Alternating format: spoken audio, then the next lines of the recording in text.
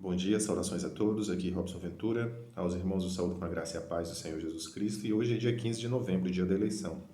Já estamos aqui no plantão espiritual já, né, para repreender esses principados e potestades que influenciam. Eles são contratados, né, através de sacrifícios que esses candidatos vinculados ao demônio, ao inferno, oferecem para influenciar as pessoas que não estão com a mente forte, as pessoas que não estão vinculadas a Cristo, as pessoas que não discernem a justiça, tá? E eu estou aqui meditando sobre essa segunda onda do coronavírus, né? E eu vou falar para vocês, eu não tenho como afirmar isso, mas eu tenho uma suspeita muito grave a respeito da origem desse vírus e disso fazer parte de algo muito maior contra as nossas vidas. Por quê? Por que eu estou falando isso? Porque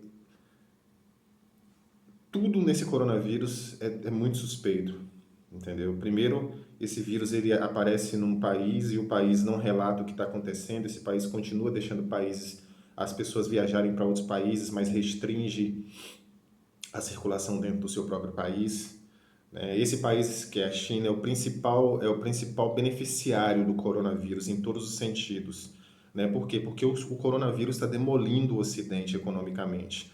Na terceira, quarta onda, acabou. Na primeira onda, aqui em São Paulo, eu trabalho com sabão, produtos de limpeza, fecharam milhares de restaurantes, né? Eu passava nos locais para oferecer o produto e em muitos desses lugares as pessoas estavam fechando as portas, né? E eu não tenho nem como explicar para vocês a expressão daquelas pessoas, né? De desolação, de confusão, de desespero, né? Porque está vendo a sua fonte de renda ser fechada e sem perspectiva de retorno, porque restaurante é uma atividade fim, né? Só funciona quando todo o entorno está funcionando, quando todo o comércio está funcionando, que ele atende as pessoas que trabalham no comércio, né? Então, assim, o coronavírus ele está demolindo o Ocidente, literalmente, está demolindo o Ocidente, literalmente, em todos os sentidos, está acabando com tudo. Né? Então, assim, levando em consideração a origem do vírus, né, que o país onde se originou, o comportamento do país em omitir, a pressão da China em cima da OMS para que a OMS não difundisse a informação de que havia uma pandemia, ou seja, eles tentaram esconder e retardar a informação a respeito do vírus de todas as formas possíveis, né? E eles são os principais beneficiários com isso. Eles estão ganhando dinheiro exportando os materiais, eles estão com o PIB continua crescendo do mesmo jeito e geopoliticamente eles são beneficiários mais do que todos os países, né? Porque eles estão ganhando cada vez mais influência com a derrocada do eixo de poder central do mundo que está centrado nos Estados Unidos e seus aliados, né? Então, assim, eu tenho muita desconfiança de tudo isso. Eu não posso afirmar com certeza, mas todos esses elementos me fazem perceber, me fazem desconfiar que o coronavírus faz parte de uma guerra, né? Porque, tipo assim, você imagina uma guerra ela tem o objetivo de inviabilizar o oponente. E essa inviabilização e essa ação de anular o oponente se dá baseado na economia. Porque não tem como você ter um exército, você fazer guerra sem economia. As maiores economias do mundo são as maiores potências militares. Você imagina na segunda Guerra Mundial, no ataque da Normandia, no desembarque da Normandia, né, desembarcaram ali 150 mil soldados, né, cada um carregava 27 quilos de alimentos, de mantimentos, de tudo, né, munição, tudo que eles precisavam, né, munição, alimentos, tudo mais, né. Se você multiplicar 150 mil por 27 quilos, tem mais de 4 mil toneladas por dia que precisavam chegar ao fronte de batalha para que aquilo continuasse acontecendo. Olha a logística disso, olha o tamanho disso, isso não é pouca coisa, né? Então, a gente sabe que a gente está em guerra, e agora eu afirmo isso porque, independente desse vírus ter sido feito propositalmente ou não, o resultado dele é o resultado prático de uma guerra, é justamente o fato de nós estarmos sendo inviabilizados economicamente. O Ocidente está sendo inviabilizado economicamente, né? Você imagina numa guerra convencional, no ataque químico ou biológico, né? A primeira reação das pessoas, né, dos responsáveis pela segurança do país, é justamente calcular o impacto daquilo e entender como que se dará a reação, né? Aqui no Brasil não aconteceu isso, em lugar nenhum do mundo aconteceu isso, né? O que deveria ser feito? As agências de vigilância sanitária, né, deveriam calcular o impacto daquilo, né? Entender, olha, a gente tem hoje protocolos de segurança que dizem respeito à nossa segurança sanitária para o funcionamento da nossa estrutura econômica. Ou seja, aqui no Brasil, por exemplo, a Anvisa ela tem a responsabilidade, né, de construir esses códigos de segurança, né, essas regras que cada estabelecimento comercial deve seguir, as regras que as instituições governamentais devem seguir para a segurança sanitária, né? Isso diz respeito aos restaurantes, por exemplo, que é um exemplo que eu citei já aqui,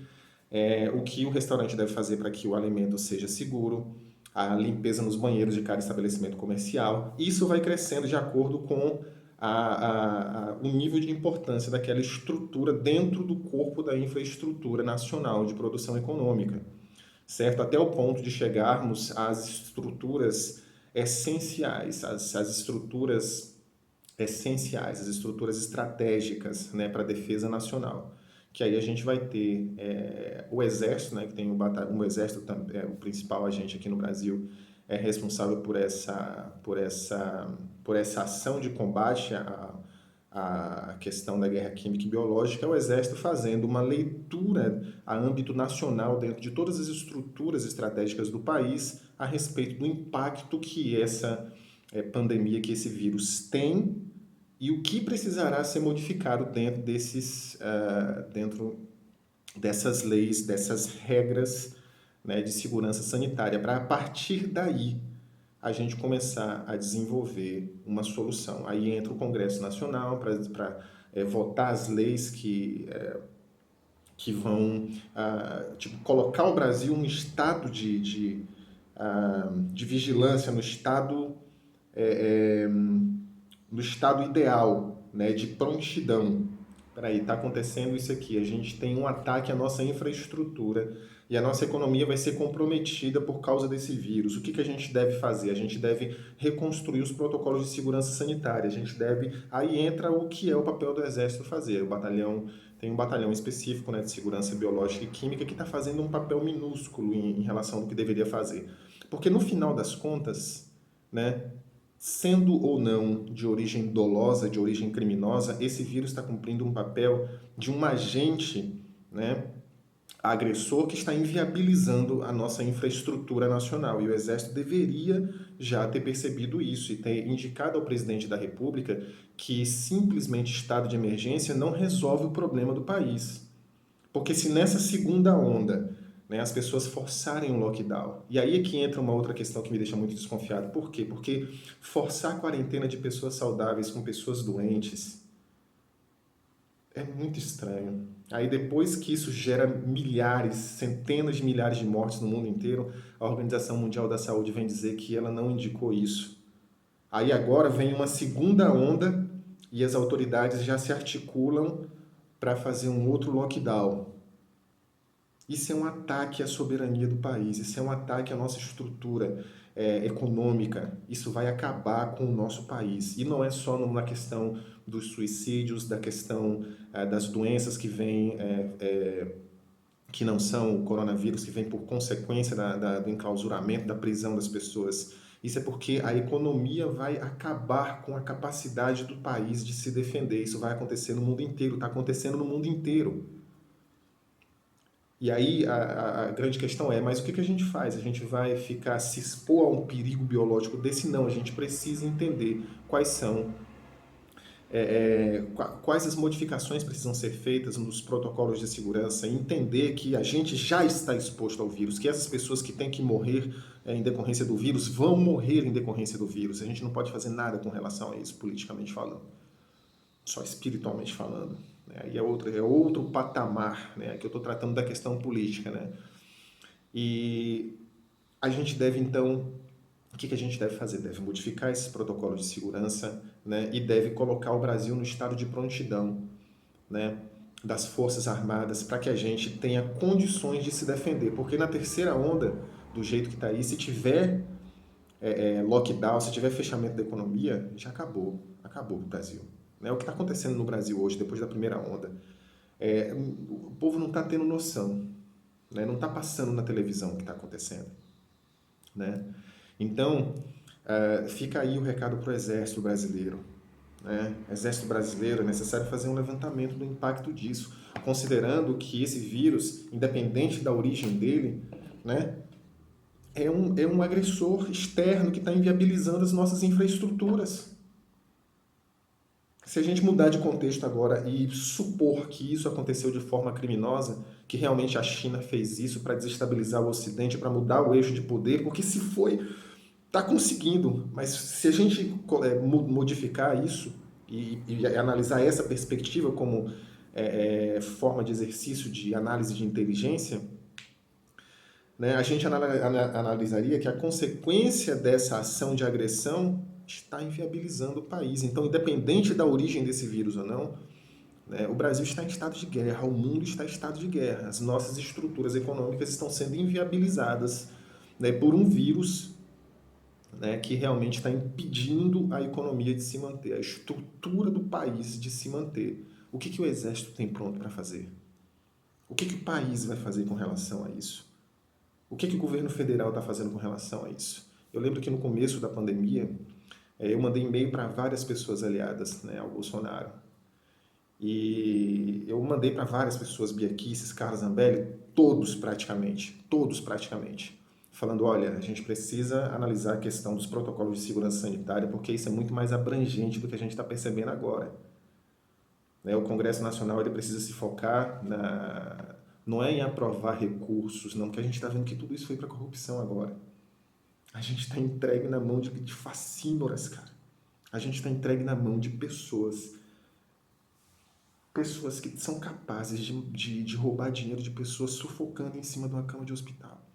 Mas eu enviei e-mails para essas pessoas insistentemente, falando, olha, os protocolos precisam ser modificados, o Congresso precisa agir nesse sentido. Mandei dentro da minha capacidade, né, de escrever os negócios lá e me enviei para vários deles. Eles simplesmente ignoraram, porque seria necessário, no mínimo, um desses deputados, né, ir na Anvisa e falar assim, vem cá, eu recebi uma solicitação de um eleitor aqui falando sobre a questão desses protocolos de vigilância sanitária e a modificação deles, né, para que a gente, como primeiro passo para enfrentamento da pandemia, mas nenhum deles fez isso. Né? Inclusive, isso fez com que o Bolsonaro ficasse rendido, né, porque se ele tivesse um respaldo jurídico, técnico, né, da Anvisa falando, olha, a gente precisa modificar essas leis para cada estabelecimento público do país, para cada estabelecimento comercial. A gente precisa entender as cadeias produtivas, como manter essas cadeias produtivas funcionando através da reestruturação desses protocolos de segurança sanitária. Né? Se ele tivesse isso, ele poderia entrar na justiça para se resguardar em várias questões e para implementar várias ações, mas isso não foi feito. Por quê? Porque esses deputados se omitiram. Eu tenho tudo registrado, mas não vai adiantar falar que não foi. Eu enviei vários e-mails várias vezes. Então agora a gente tem que pensar. A gente tem que pensar se a gente quer continuar existindo como país, porque em vários momentos críticos, vários reinos foram destroçados. Né? Quando há essas mudanças entre grandes impérios, o que acontece? Vários países são fragmentados e divididos. E isso vai acontecer com o Brasil. O Brasil vai ser dividido, vai ser esquartejado para a elite que está vindo aí. Isso é fato, isso aí já está escrito. Eles querem nossos recursos minerais, eles querem tomar posse de tudo aquilo que foi colocado na nossa mão. E eles vão usar essa pandemia para conseguir isso, porque independente dessa pandemia ter sido criada de forma criminosa ou não, o resultado dela traz uma mudança no eixo de poder no mundo, porque esfacela completamente a capacidade econômica do Ocidente e, consequentemente, a capacidade de reação militar do Ocidente. Agora eu vou mandar esse vídeo para os deputados que eu enviei. Vou enviar para o Exército, vou enviar para todo mundo de novo, para vocês verem e vocês assistirem, terem certeza que na hora que a merda acontecer, houve quem avisou e vocês não deram ouvidos. A responsabilidade é de vocês.